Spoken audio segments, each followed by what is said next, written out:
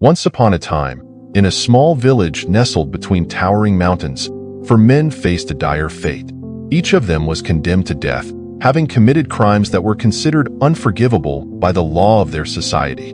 Their days of freedom were numbered, and the shadows of their impending execution loomed heavily over them. However, before they mounted the gallows, they were offered a final gesture of humanity, the chance to have one last meal. The first man, a corpulent fellow with a grandiose personality, declared, "I want a hearty steak dinner, complete with mashed potatoes, rich gravy, and all the finest trimmings. I want to go out feasting." His eyes sparkled with anticipation, envisioning the succulent pieces of meat melting in his mouth. The second man, who held a more refined palate, declared, "I shall have filet mignon and lobster. There is no better way to depart from this world than to enjoy a meal of the gods." He savored the thought of indulging in the most exquisite flavors, forgetting for a moment the chilling fate awaiting him. The third man, an enthusiastic foodie, exclaimed, "I want a pepperoni pizza topped with extra cheese, mushrooms, and tomatoes. The gooey rebound of the cheese and the crispy pepperoni will be my perfect send-off." His mouth watered at the thought of the flavors mingling in delightful harmony. The fourth man, however, offered a different request. With calm determination, he simply asked for a glass of water. This request astonished his fellow inmates, who exchanged glances filled with disbelief. "Why would you choose such a mundane thing?" the first man scoffed. "Don't you want to enjoy something before the end?" "I do enjoy," the fourth man replied serenely. "But while you all seek a grand finale, I find beauty in simplicity. Water sustains life, and it is enough for me." After the meals were served, the men sat together, their fate soon to unfold. The first 3 men gorged themselves on rich, extravagant food, laughing and reminiscing about their lives. They remained absorbed in the pleasures of taste, clinging to the joy their meals provided, perhaps as a final means of escape from the reality they faced. The fourth man sipped his water slowly, embracing each droplet as a reminder of life's essential nature. With each sip, he reflected inwardly, acknowledging his journey and the lessons he learned, as well as the mistakes that led him to this moment. His heart remained light amidst the heaviness surrounding them. Time passed, and when their meals were done, the 4 men were led to the gallows. The air was thick with tension as the heavy wooden beam awaited the weight of their bodies.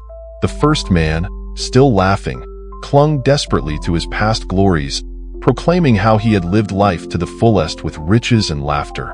The second man, still tasting the luxury of his meal, lamented his fate, wishing he had used more time to savor each moment, regret fueling his final breaths. The third man, with a mouth full of remnants of his last meal, belted out songs of hope and revelry, trying to drown his fear. Yet with every note, the sound of a hollow echo began to resonate in his heart, creating a stark juxtaposition to his once joyful demeanor. Yet there stood the fourth man, with his serene composure, awaiting his fate. He had not sought to escape reality through the trappings of decadence, nor did he mourn the moment like his companions.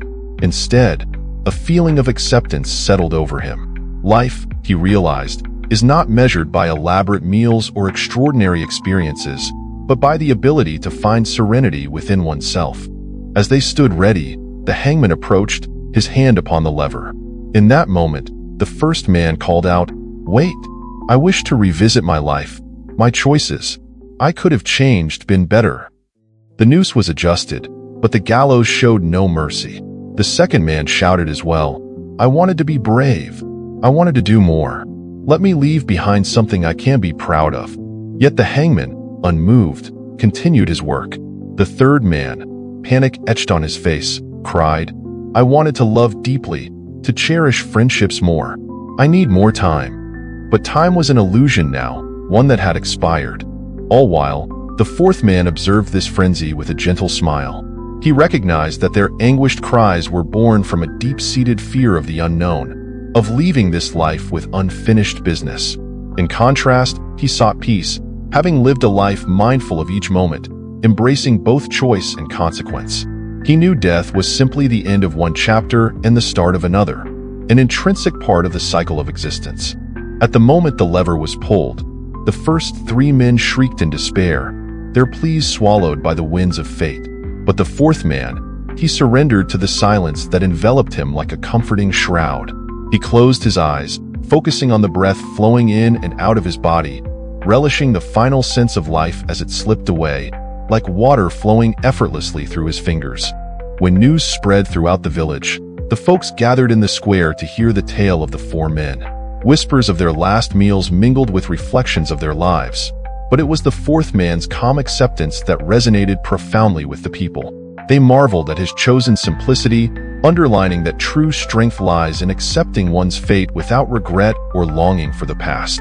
As time went on, his story became a lesson shared among the villagers, a marvelous parable about finding enlightenment through simplicity. They learned to embrace life as it was, not lamenting what could be, but cherishing the moment they had right now. Days turned into years, and the wisdom of the fourth man echoed through the hearts of many, reminding them that fulfillment is not derived from excess, but from a heart that is nourished by gratitude for each present moment. The villagers began to celebrate their days, awakening their spirits to the beauty of simplicity, discovering within themselves the courage to face life with acceptance. In the end, the story of the four condemned men illustrated something beautiful about human existence. Life is ephemeral. Rather than seeking glory in our final moments, we can find contentment in simplicity, acceptance, and understanding. To conclude this tale, let it serve as a reminder. Our lives are not defined by grand spectacles, but by the quiet moments of realization, acceptance, and peace we cultivate within ourselves. In our pursuit of meaning, let us surrender to the present, nourishing our souls with each breath, embracing our experiences fully. You too possess the potential for wisdom and enlightenment. Seek it within, and you will find that true richness lies in the essence of being, rather than the embellishments of a fleeting existence.